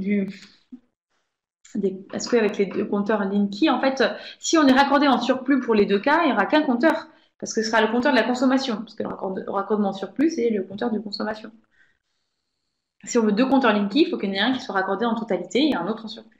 Donc voilà, je vous rappelle que la vente en surplus n'est a priori pas accessible aux tiers investisseurs et qu'on attend de toute façon des modalités aussi de versement de la prime. Et bien, du coup, on a Monsieur Laforgue, a priori, oui, je pense qu'il n'y a pas possibilité d'augmentation de puissance en vente de surplus. Parce que on peut pas proratiser vraiment, on peut pas imaginer quelle production vient d'où en fait. Donc là, la question de la mixité des installations, si jamais on fait une installation en autoconsommation totale, donc sans injection, donc en 3 à 3 kW crête, et une autre installe en vente. Alors, si jamais c'est en vente de la totalité, de toute façon, le 3 kg de l'autoconsommation totale ne sera pas comptabilisé en puissance Q, vu qu'il n'y aura pas eu de demande de raccordement faite pour cette installation-là. On fait une déclaration en ligne d'autoconsommation, c'est pas considéré comme une demande de raccordement. Après, c'est vrai que se pose la question de ce qu'il se passe si jamais la deuxième installation est en vente en surplus. Là, a priori, ça me semble pas possible, parce que quelque part, on ne saura pas qui injecte en fait. C'est-à-dire que l'autoconsommation totale peut-être va injecter et bénéficier du tarif de l'autre installation et c'est pas possible a priori. Donc je pense que c'est pas possible, je vais la noter aussi. Mais a priori, en fait, on peut, enfin, ce que moi j'interprète là, que je me dis dans ma réflexion, hein, c'est qu'on ne peut pas avoir deux systèmes raccordés sur l'injection du surplus ou raccordés sur le compteur conso. Parce que là, ça devient difficile de distinguer la part de production qui vient de l'un ou de l'autre. Alors, la question de pour déterminer la distance inférieure à 100 mètres, on prend les coordonnées géodésiques des champs PV. Donc, oui, ça va être ça qui va faire foi. Dans le texte, on nous dit distance au sol la plus courte, entre les points les plus proches des systèmes. Distance au sol la plus courte, je pense que les coordonnées géodésiques, c'est ce qui fera foi, effectivement, là-dessus. Puis, de toute façon, c'est la référence, c'est ce que vous allez déclarer. Donc, a priori, c'est plutôt ça. Alors, la précision de ces coordonnées, moi, je ne sais pas du tout. Certains m'ont dit que pour des petites puissances, en fait, ça allait quasiment faire les mêmes points. Donc, c'est-à-dire qu'il n'y a pas non plus une très grande précision. On peut se dire qu'on se garde comme un quart d'heure pour l'autoconso collective. Donc, je vois qu'il y a encore des personnes qui réagissent. Voilà, si éventuellement on pouvait. Alors, je réagis effectivement à Monsieur Villain pour dire qu'aujourd'hui, Enedis n'a pas tout mis à jour ses formulaires. Et sur le portail, en fait, le portail est encore bricolé. Donc, en fait, le fait qu'il y ait un nouvel arrêté tarifaire, des nouvelles conditions, des nouveaux documents apportés, fait qu'aujourd'hui, Enedis, en fait, ils ont un fichier Excel qui vous précise tout ce qu'il faut en plus. Donc, en fait, quand vous faites une demande de raccordement sur le portail d'Enedis, il faut bien remplir. Voilà, encore une fois, un peu du bricolage, il faut bien tout lire. Ils ont fait un document pour expliquer les différences avant-après, donc lisez bien tout pour que ce soit bien complet. Moi, je l'ai d'ailleurs. C'est arrivé aussi, en fait, aujourd'hui, si vous faites pas la déclaration en ligne, mais via le formulaire de collecte, en fait, il n'est pas à jour aujourd'hui pour les petites installations. Et donc, pareil, ils vous renverront après un autre document. En fait, juste pour vous dire, les données complémentaires, c'est les coordonnées géodésiques, les demandes sur l'entreprise, type d'entreprise, le secteur économique, la forme de l'entreprise. Ils vous demandent qui est propriétaire du bâtiment, la copie du titre de propriété et puis le contrat de mise à disposition de la toiture. Et ils vous demandent les numéros de demande de raccordement pour les installations en puissance Q. Voilà, donc il y en a qui veulent aller voir le collectif. Donc effectivement, je finis juste les questions et voilà, si vous pouviez maintenant soit écrire rapidement, soit on va finir là. Alors, la question de pour une extension d'une installation en autoconso, ok, pour la vente non possible, mais quid des primes d'investissement? Juste pour rappeler que la prime à l'investissement n'est possible que lorsqu'on fait une installation en vente en surplus, que si on fait l'autoconsommation totale sans injection, pas de prime à l'investissement, et que si on fait une autoconsommation partielle avec injection du surplus à titre gratuit, pas de prime à l'investissement. La prime à l'investissement, c'est un tout, elle est aussi englobée avec la rémunération de l'énergie injectée, donc c'est bien que pour la vente en surplus. La question de Sophie, tu me confirmes que si un tiers investisseur investit dans une toiture PV sur un bâtiment de la consommation X et qu'il veut raccorder l'installation pour vendre en surplus à un fournisseur hors obligation d'achat, Enedis va bloquer. Donc oui, je te le confirme, puisqu'on a vu que les conditions de CRAE imposaient qu'il y ait une même entité juridique. Après, c'est la petite subtilité des fois de vouloir enfin, cette subtilité de qu'est-ce que tu vas dire dans ta déclaration si dans ta demande tu te dis qu'en fait c'est les mêmes tiers et que c'est après tu fais ton affaire par ailleurs, mais ça veut dire qu'en gros c'est bien le consommateur qui va se retrouver à devoir même vendre un surplus à un fournisseur. Ça peut pas être le producteur, enfin ce sera l'entité juridique déclarée. Je sais pas si c'était très clair, mais c'était pour te dire qu'Enedis effectivement demande à ce qu'on ait le même titulaire entre contrat de tirage et contrat d'injection au moins à la demande. Alors, effectivement, suppression du plan cadastral, on ne nous demande plus le plan cadastral, encore une fois, le cadastre et la parcelle, on n'y pense plus, on n'y parle plus. Par contre, on vous demande toujours quand même le plan de masse, ça c'est pour des raisons de localisation du point de livraison, pour qu'Enedis puisse savoir comment bien dimensionner votre raccordement réseau. Alors, c'est vrai que les coordonnées géodésiques, quelque part, si vous prenez plus de surface, je pense qu'on vous en voudra pas. Ce qu'on veut éviter, c'est que vous trichez sur les coordonnées pour dire que vous dépassez 100 mètres. Donc, a priori, je pense que ça ne devrait pas vous poser problème, sauf que ça peut éventuellement vous poser problème si par la suite il y a un autre projet qui est à moins de 100 mètres et que vous avez été large dans vos coordonnées. Mais je pense pas qu'on vous en voudra. C'est vrai que les coordonnées géodésiques, j'ai l'impression que c'est un peu un point qu'on ne peut pas trop modifier. Il faut vous donner une fois pour toutes à la demande, puis après on n'y revient pas. Alors c'est bon. A priori, j'ai tout traité. Ah non, il manquait ça. Le total annuel d'énergie produite est limité à 1500 heures. Alors pour information, maintenant c'est 1600 heures. Donc ça peut être à l'avantage de ceux qui sont dans le sud, hein, qui des fois pouvaient atteindre ces niveaux-là. Et en cas d'installation mixte, cette limite devrait jouer à partir de la puissance avec vente. On va pas rentrer dans le détail, mais c'est pour dire qu'effectivement, en fait, on est plafonné, c'est-à-dire qu'au bout d'un moment, si on a déjà vendu trop de kilowattheures, on va estimer que on ne peut plus avoir le tarif, on a un tarif plus bas. Et c'est vrai que si on a deux installations sur un même point de livraison, normalement, je suis d'accord, si la première installation n'est pas en vente, ça pourrait générer plus de surplus lié à cette première installation qui pourrait faire atteindre le 1500 heures. Mais je pense en tous les cas que c'est pas possible en fait, qu'Enedis refusera qu'on raccorde deux installations en surplus. Et bien alors, du coup, l'autoconsommation collective. Alors vous allez voir que beaucoup de slides sont communes avec le webinaire de janvier-février. Et donc, il y a quand même des nouveautés. Et puis, par rapport au petit déjeuner, j'ai pas mis de modification. Donc, pas de nouveautés depuis. Donc, je vous ai dit que l'autoconsommation individuelle, en tout cas vente en surplus, a priori, pas possible vraiment qu'un tiers investisseur. Par contre, ce qui est possible avec tiers investisseur, c'est l'autoconsommation collective.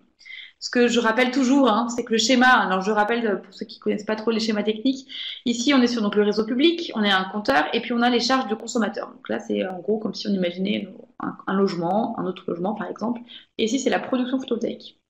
En fait, qui sont raccordés de manière distincte, chacun sur les points de livraison au réseau public. Ça c'est ce qui se passe en vente de la totalité. Et en fait, en autoconsommation collective, on est sur le même schéma technique, physique, raccordement réseau, c'est la même chose. La différence, c'est qu'on va avoir des compteurs virtuels qui vont venir affecter en fait de la production à des consommateurs.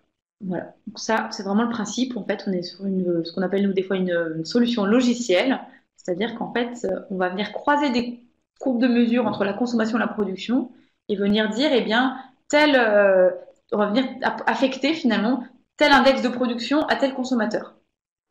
Et qu'est-ce qui va se passer pour le consommateur? C'est que lui, finalement, il aura un fournisseur classique et il aura son producteur qui va venir finalement l'alimenter, ou l'approvisionner, comme on pourrait dire aussi. Ça, c'est important juste de rappeler un peu le cadre. Un autre petit quiz. La question de puissance, en fait, c'était de vous poser la question de est-ce qu'il y a une limitation, enfin, quelle est la limitation de puissance pour faire une opération d'autoconsommation collective? Alors, il y a la réponse, et puis j'oublie pas, je vois qu'il y a la question de Monsieur Villain. Je pense que vous aurez la réponse tout à l'heure. Si je l'ai pas, si vous n'en êtes pas satisfait, vous me reposerez la question. Alors, C'était effectivement non défini. On va faire le point. 3 kilowatts, en fait, toutes ces notions de puissance, elles ont du sens, donc je vais quand même vous les décrire. 3 kilowatts, c'est la limite d'un système, que ce soit en collectif ou individuel, où on peut injecter le surplus à titre gratuit et le céder à titre gratuit au gestionnaire de réseau. Voilà, je vous le dis. 100 kilowatts, c'est une limite au-delà duquel, de puissance d'installation, au-delà de laquelle, pardon, cette limite, on ne pourra pas bénéficier d'un turp spécifique. J'y reviendrai tout à l'heure. Dans le cadre d'une opération d'autoconsommation collective, le consommateur va pouvoir bénéficier d'un turp spécifique en fait, sur la part de sa consommation qui est issue de la production locale. Ce 100 kW, il n'est pas sur une installation, il est sur l'opération. En fait, on peut avoir, pour une même opération, 2 installations de 100 kg. Si elles appartiennent à des producteurs différents, on respecte la limite des 100 kg. 250 kg, alors effectivement, certains ont répondu, et ça paraît effectivement logique, cette réponse-là en disant c'est la limite basse tension. En fait, l'opération d'autoconsommation collective, elle n'est possible que dans le périmètre, en fait, en deçà d'un poste de transformation HT-ABT, donc elle n'est possible qu'en basse tension. Donc en fait, il faut que consommateurs et producteurs soient raccordés finalement sur le même réseau basse tension. Donc effectivement, la limite du réseau basse tension, c'est 250 kV. VA. J'ai mis non défini en fait, pourquoi? Parce que on peut imaginer des postes qui sont plus petits. Il existe des postes poteaux à 160 kVA par exemple. Donc quelque part là, on serait limité au poste. Et puis aussi parce que ça va dépendre des fois du réseau. Non, sur la réseau c'est bon. Si vous êtes sur un réseau plutôt basse tension mais qui accepte pas, non, je reviens en arrière. C'est plus une question de taille de poste. Mais après, le poste peut être muté et puis on peut changer la puissance. Mais c'était pour rappeler cette notion de poste, en fait, surtout. J'ai précisé ces éléments-là. Alors juste, je suis en train de regarder les questions. Il y a juste une petite remarque sur les cornets géodésiques. Apparemment, ça aurait une précision de 30 mètres, qui est effectivement pas une très bonne précision par rapport à nos 100 mètres. Rester en dessous de 100, donc je le dis bien, 100 kW, c'est bien pour faire bénéficier aux consommateurs du turp spécifique. Donc j'aborderai la question tout à l'heure. Sachant qu'en fait, 2 installations de 100 kg peuvent être considérées comme bien à 100 kg si c'est pas les mêmes produits. Sur les coordonnées géodésiques, là, je regardais justement sur Internet là, pour voir la précision, là, au cas où la question se pose. Et en fait, j'ai trouvé des articles disant que ça avait une précision d'1 mètre. C'est les coordonnées GPS, en fait. Ce qu'on appelle... Alors nous, c'est vraiment le terme géodésique. Moi, je vais regarder. Ça correspond, en fait. C'est ce que j'ai lu, en tout cas, de mon côté. Ok. Très bien, super, merci. Un petit point aussi pour rappeler, en fait, quelles sont les personnes qui vont être impliquées dans une opération. Vous avez donc des producteurs, des consommateurs. Et en fait, au milieu des deux, vous avez une personne morale organisatrice de l'opération, dont le rôle est de permettre de définir les clés de répartition de la production qui vont être affectées aux consommateurs. Je donne un exemple tout à l'heure, ce sera beaucoup plus simple à comprendre. Les consommateurs restent en lien avec leurs fournisseurs parce qu'en fait, ils ont toujours besoin d'un complément de fourniture qui complétera.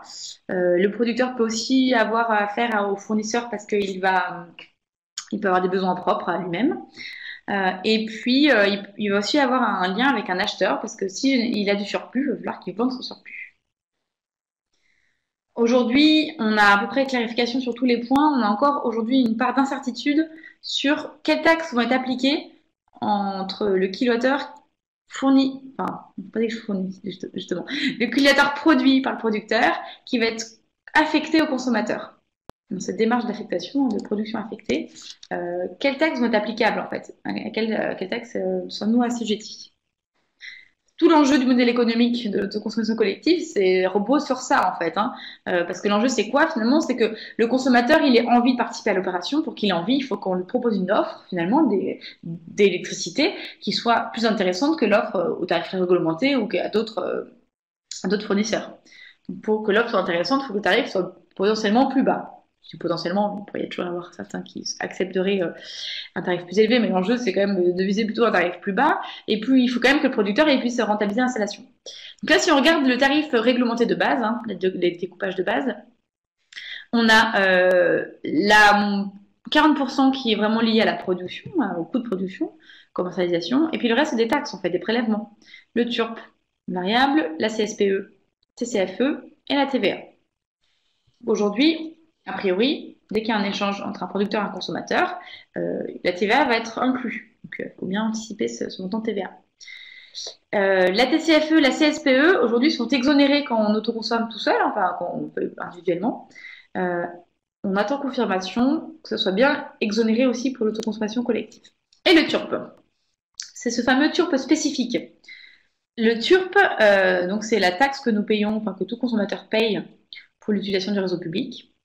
Donc là, tout l'enjeu, ça va être définir un TURP spécifique lié aux opérations d'autoconsommation collective qui se baserait sur l'idée en fait que on va générer moins de coûts. Enfin, nous, on est plus dans une idée que ce sera un TURP réduit. Bon, après, a priori, quand même plutôt, qui devrait prendre en compte uniquement vraiment le coût que l'usage vraiment que nous faisons du réseau public. En fait, à titre, pour illustrer, même si ce sera peut-être pas le choix qui sera fait, mais en gros, dans le TURP variable, vous payez le fait que vous utilisez le réseau HTB, réseau HTA et le réseau basse tension. Tout l'enjeu, ça va être de dire, en opération d'autoconsommation collective, la part de consommation qui a été issue de la production locale, elle n'a circulé, entre guillemets, transité que sur du réseau basse tension. Donc, a priori, on devrait nous enlever en fait toute la facturation liée au réseau HTB et HTA. Ça, c'est un raisonnement que nous, on a pu se faire en interne, un peu simplifié. On attend de voir comment la créer. Donc, la Commission de régulation de l'énergie, elle se positionne sur ce point-là. Et on participera bien sûr à la consultation qu'elle va faire. On a déjà eu des échanges avec eux à ce sujet. Voilà, tout un enjeu aussi du montant du TURP. Donc, c'est vraiment l'idée que si ces prélèvements arrivent à être réduits, bah oui, là, on va pouvoir sortir un modèle économique. Alors, bonne question sur la CTA, la contribution tarifaire d'acheminement. Je ne sais pas ce qu'il en sera et je ne sais pas pourquoi on n'a pas affiché. Sans doute, je me demande si c'est pas une part. Si c'est parce que la CTA, je crois que c'est une part fixe. Bon, à revoir, je sais plus. Si c'est sur la part fixe ou la part variable.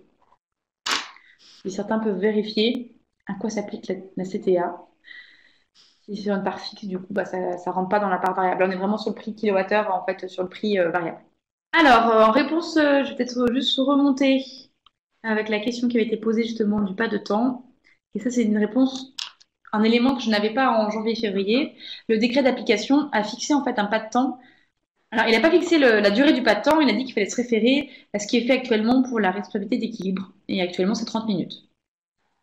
Donc, on est sur un croisement, si je reprends les termes de M. Villain, à 30 minutes. Donc, on est sur vraiment cette notion de, on va relever un index toutes les 30 minutes et on regardera du coup la consommation qu'il y a eu pendant ces 30 minutes et on regardera en parallèle la production qu'il y a eu.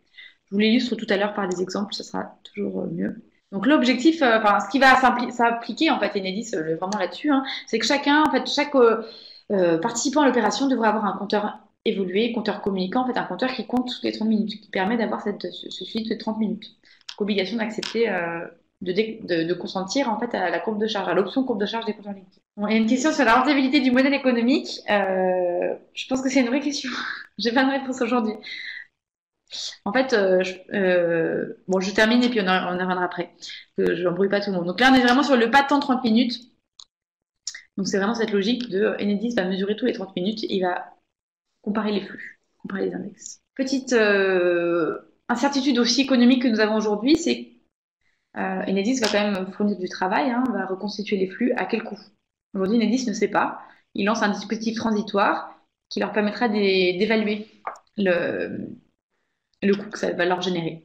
Mais du coup, on ne sait pas encore quelle prestation, si ce sera sur une prestation, si ce sera des coûts supplémentaires au TURP ou autre. Alors, voilà, on en arrive à l'exemple, ce qui permettra de mieux comprendre de quoi on parle. Ah voilà, il y a une réponse juste pour finir peut-être.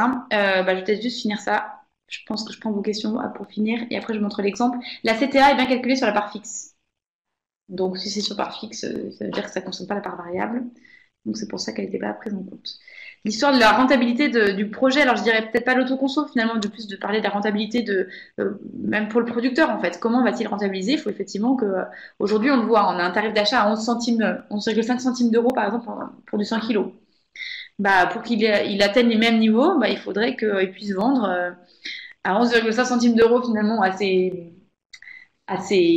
consommateurs associés, même plus parce qu'il y a la TVA. Donc voilà, 13 centimes. Si on était sans taxe, mais s'il y a des taxes en plus, bah oui, il va falloir qu'ils vendent beaucoup son électricité. Donc on est d'accord que la rentabilité, elle n'est pas vraiment assurée aujourd'hui. On entend des projets qui commencent à se développer. Aujourd'hui, nous, on se rend compte que ces projets se développent parce qu'ils ont aussi, par ailleurs, des subventions publiques, notamment pour réseaux innovantes, quoi. Mais c'est vrai qu'on n'en est pas à la généralisation forcément du modèle économique. Et puis aussi que ces points d'incertitude importants sur ces montants de prélèvement, c'est sûr que ça empêche de pouvoir se lancer dans des projets dont on sera certain du... On attaque les 5 dernières minutes du webinaire, Anne-Claire. Très bien, très bien. Et bien ça y est, j'y vais. Réponse juste pour le fait que le battant soit 30 minutes, ça ne nous coûtera pas d'argent en plus. Parce que c'est les compteurs qui ont cette fonctionnalité-là et c'est une fonctionnalité gratuite, hein, notamment pour la courbe de charge. Je fais l'exemple. Je vais du coup aller assez vite, mais ça devrait aller assez vite. En fait, là, on a pris un exemple 5 de 3 consommateurs et un producteur, qui sont tous participants à l'opération. On a fait une courbe, on vous a montré une courbe à la journée, mais en fait, on fait un focus sur ce qui se passe entre midi et midi 30. La puissance est de 10 kW, et en fait, ça fait 5 kWh de produit par l'installation. Donc là, vous voyez que la production est supérieure à la consommation totale des 3 consommateurs. Donc, nous avons un surplus qui est généré par l'opération. Donc là, je ne vais pas trop insister, mais en fait, on a décidé de partir par une clé de répartition qui est par défaut, qui est donc proportionnelle à la consommation. Donc là, tout simplement, on est venu voir la consommation de ce consommateur-là, et on se rend compte de toute façon qu'il y avait assez de production, et on peut lui affecter la production qui permet de tout couvrir la consommation. Donc là, on a 0 en complément de fourniture, c'est-à-dire que le consommateur, à ces 30 minutes-là, n'a acheté l'électricité qu'au producteur, finalement. Donc là, on a quand même une situation où le producteur a généré du surplus. Je vais me concentrer sur mes exemples. En hiver, que se passe-t-il? En hiver, c'est l'inverse. Le producteur, la production va être en général plus faible que la consommation. Donc, on voulait vous l'illustrer pour voir que dans ce cas-là, qu'est-ce qui va se passer? Et ben, dans ce cas-là, en fait, il va falloir que chaque consommateur il complète en fait, sa fourniture d'électricité. Et donc, il va acheter en fait à son fournisseur en complément. Donc, il y aura une part qu'il aura acheté au producteur et une part qu'il aura acheté au fournisseur.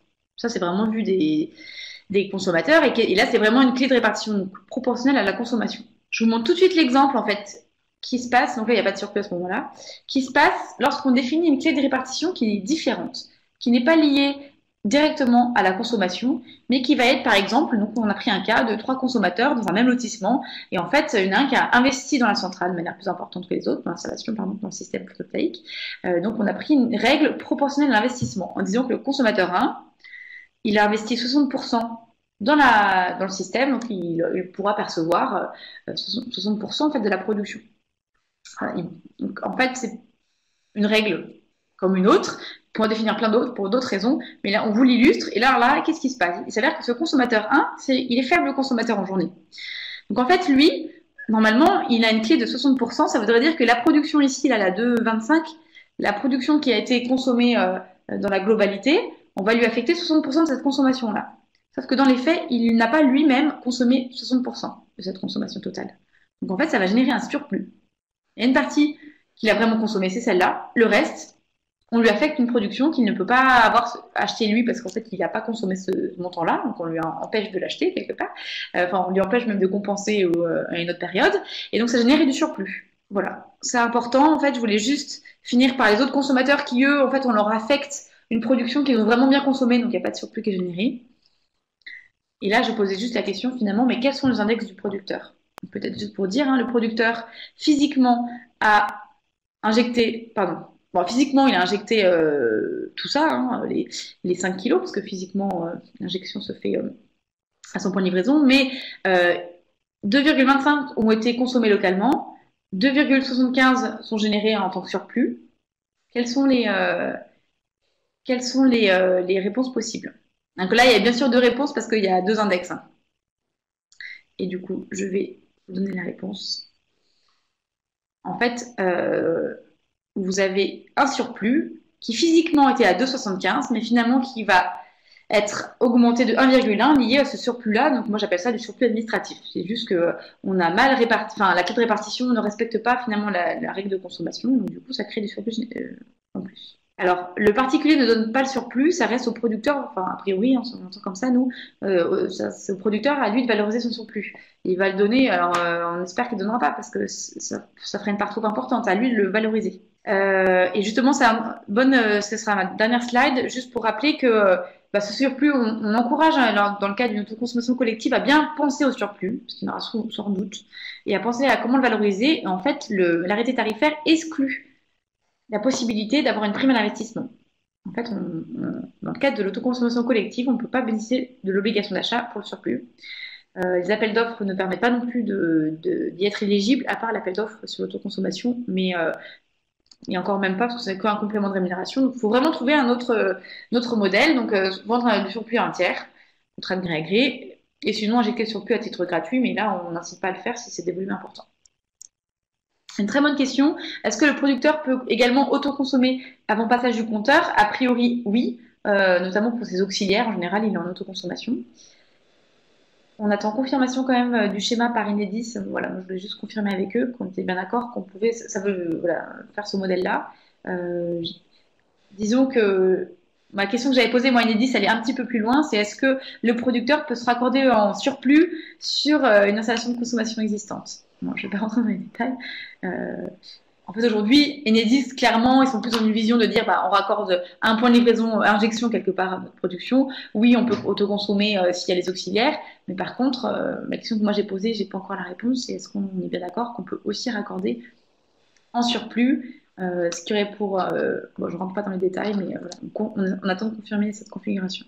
Oui, alors là, je vois deux remarques très intéressantes sur l'expérimentation avec Enedis. Actuellement, Enedis est en train de mettre en place un dispositif transitoire qui va prendre effet à partir du 1er septembre 2017. Donc là, on était conclu hier ma participation à la concertation. Et donc, à partir de ce moment-là, n'importe qui pourra lancer enfin, n'importe qui. Tous ceux qui ont des opérations sous le coude hein, pourront prendre contact avec Enedis pour voir dans quelle mesure ils pourraient rentrer dans ce type d'opération. Qui est-ce qu'on peut contacter? C'est pas encore très clair. On va attendre que soit publiée en fait la convention type qui est en train d'être concerté hein, et une autre modalité où là sera précisé à qui adresser en fait à quel mail type adresser la demande. Je vois que le département effectivement a signé une convention avec Enedis et Sunshine, donc c'est vrai qu'on a eu vent qu'il y avait eu cette expérimentation là. C'est important que nous on ait des retours en fait de vos expérimentations. N'hésitez pas à nous mettre dans la boucle parce que plus on est près de vous à ces moments-là, mieux on pourra voir déjà avoir une idée de ce qui se met en œuvre, voir les points de blocage, voir les points au contraire qui se passent bien, c'est bien aussi voir ce qui se passe bien, et puis peut-être pouvoir mieux discuter avec Enedis. Donc nous on est très intéressés en fait pour tout échange de ce sujet. Donc n'hésitez pas à nous faire part. Donc notamment si au niveau du département vous avez déjà signé une convention, moi ça m'intéresse de savoir pourquoi elle est différente de celle qu'on est en train d'être concertée, ce qu'elle comprend aussi. C'est possible de me la faire parvenir, ça m'intéresse. Sachant que j'avais dû vous mettre en dernière slide, mais sinon c'est pas grave, pour rappeler en fait que nous on est disponible en permanence photovoltaïque tous les jeudis après-midi, de 14h à 17h30 pour toute question complémentaire que vous auriez. On vous invite d'abord quand même à regarder notre site internet parce que il y a des fois des informations qui sont déjà dessus. On n'a pas encore bien alimenté la partie autoconsommation collective, il faut qu'on la mette à jour. Mais voilà, on est un peu submergé par les nombreuses mises à jour, mais voilà, on va s'y mettre et normalement l'été nous permettra d'être à jour. Anne-Claire, il est 14h05, il est l'heure de refermer ce webinaire. Je sais qu'il va y avoir pas mal de frustration, mais on peut pas étirer ce webinaire à l'infini. Donc, je voulais déjà te remercier vivement d'avoir pris le temps de préparer et de faire ce webinaire. Je voulais remercier tous nos participants qui ont été nombreux. On a eu un pic à plus de 80 personnes, hein, donc ça fait beaucoup de monde. Et je vous dis que vous aurez accès à toute la présentation d'Anne-Claire dès demain sur votre boîte email avec un lien aussi vers la vidéo. Je vous invite demain, si vous êtes intéressé par les mécanismes de financement des projets d'ENR de territoire, à assister à notre webinaire à la même heure. Et je vous donne donc rendez-vous à la prochaine. Merci beaucoup Anne-Claire. De rien. Et bonne journée. Au revoir.